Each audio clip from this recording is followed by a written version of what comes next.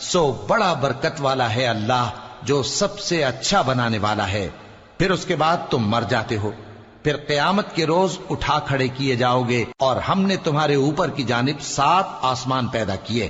اور ہم خلقت سے غافل نہیں ہیں۔ اور ہم ہی نے آسمان سے ایک اندازے کے ساتھ پانی برسایا، پھر اس کو زمین میں ٹھہرا دیا، اور ہم اس کے نابود کر دینے پر بھی قادر ہیں۔ پھر ہم نے اس سے تمہارے لیے کھجوروں اور انگوروں کے باغ بنائے، ان میں تمہارے لیے بہت سے میوے ہوتے ہیں، اور ان میں سے تم کھاتے ہو۔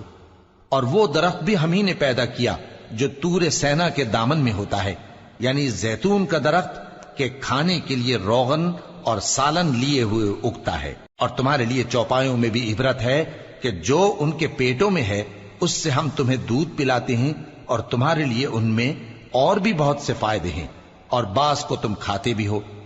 اور ان پر اور کشتیوں پر تم سواری بھی کرتے ہو۔ اور ہم نے نوح کو ان کی قوم کی طرف بھیجا تو انہوں نے ان سے کہا کہ اے قوم، اللہ ہی کی عبادت کرو، اس کے سوا تمہارا کوئی معبود نہیں، تو کیا تم ڈرتے نہیں؟ اس پر ان کی قوم کے سردار جو کافر تھے کہنے لگے کہ یہ تو تم ہی جیسا آدمی ہے، تم پر بڑائی حاصل کرنی چاہتا ہے،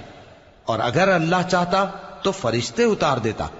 ہم نے اپنے اگلے باپ دادا میں تو یہ بات کبھی سنی نہیں، اس آدمی کو تو دیوانگی کا عارضہ ہے، تو اس کے بارے میں کچھ مدت انتظار کرو۔